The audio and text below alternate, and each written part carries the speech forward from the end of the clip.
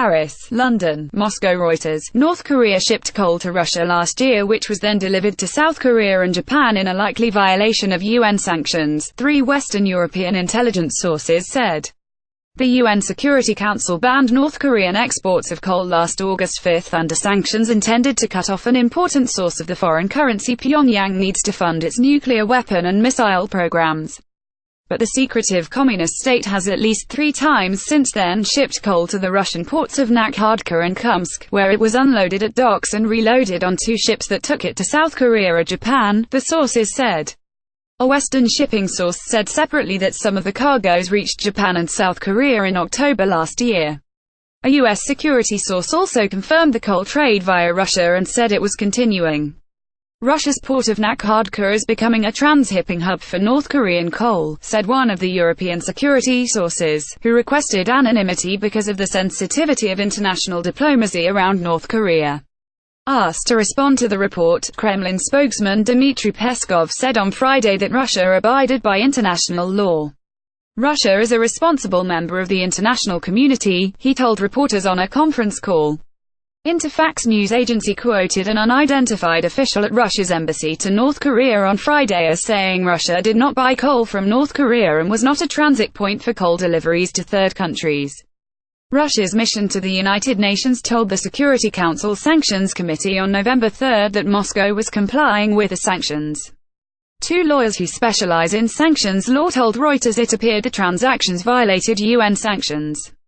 Reuters could not independently verify whether the coal unloaded at the Russian docks was the same coal that was then shipped to South Korea and Japan.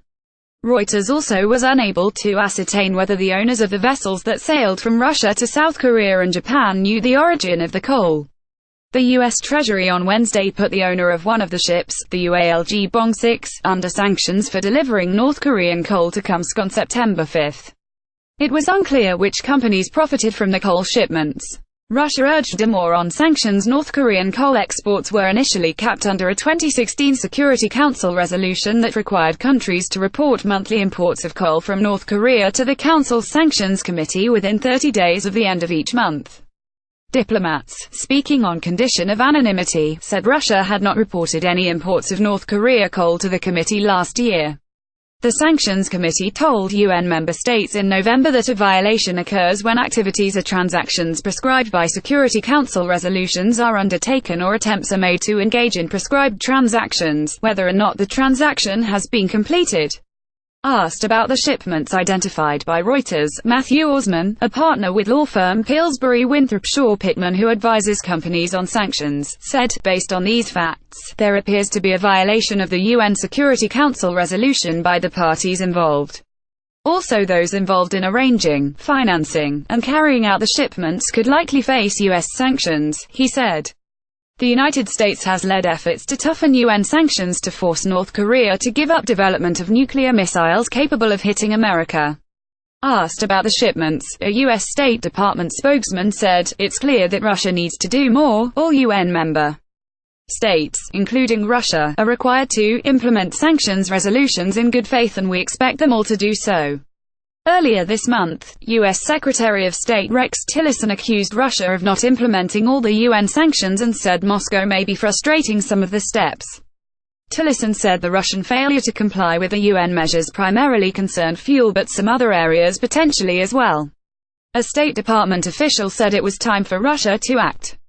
"There is no more time for excuses," the official said. "The world is watching Russia's actions closely. Russia says it wants better relations with the United States, so Moscow should prove that by cooperating with us, not working against us, on this urgent threat to all nations." File photo: an employee walks between front-end loaders which are used to move coal imported from North Korea at Dandong Port in the Chinese border city of Dandong, Liaoning Province, December 7, 2010. Reuters. Stringer. File photo: the independent panel of experts that reports to the Security Council on violations of sanctions was not available for comment. North Korea has refused to give up the development of nuclear missiles capable of hitting the United States. It has said the sanctions infringe its sovereignty and accused the United States of wanting to isolate and stifle North Korea. An independent panel of experts reported to the Security Council on September 5 that North Korea had been deliberately using indirect channels to export prohibited commodities, evading sanctions. Reuters reported last month that Russian tankers had supplied fuel to North Korea at sea, and U.S. President Donald Trump told Reuters in an interview on January 17 that Russia was helping Pyongyang get supplies in violation of the sanctions. The U.S. Treasury on Wednesday imposed sanctions on 9 entities, 16 people and 6 North Korean ships it accused of helping the weapons programs. Graphic: North Korean coal shipments via Russia, TMSNRT.RS/2 drone 2 routes. 2 separate routes for the coal were identified by the Western security sources. The first used vessels from North Korea via Nakhodka, about 85 kilometers 53 miles east of the Russian city of Vladivostok. File photo: a cargo ship is loaded with coal during the opening ceremony of a new dock at the North Korean port of Rajin, July 18, 2014. Reuters, Yuri Maltsev. File photo: one vessel that used this route was the Palau-flagged Jianfu, which Russian port control documents show delivered 17,415 tons of coal after sailing from Nampo in North Korea on August 3 and docking at berth number 4 run by LLC Port Livadia in Nakhodka. It left the port on August 18. The vessel had turned off its tracking transmitter from July 24 to August 2, when it was in open seas, according to publicly available ship tracking data. Under maritime conventions, this is acceptable practice at the discretion of the ship's captain, but means the vessel could not be tracked publicly. Another ship arrived at the same berth, number 4, on August 16, loaded 20,500 tons of coal and headed to the South Korean port of Ulsan in August 24, according to Russian port control documents. Reuters was unable to reach the operator of the Jianfu, which was listed in shipping directories as the China-based Sunrise Ship Management. The Nakhodka-based transport agent of the Jianfu did not respond to written and telephone requests for comment. LLC Port Livadia did not respond to a written request for comment. The second route took coal via Kholmsk on the Russian Pacific island of Sakhalin, north of Japan. At least 2 North Korean vessels unloaded coal at a dock in Kholmsk port in August and September after arriving from the ports of Wonsan and Tian in North Korea, Russian port control data and ship tracking data showed.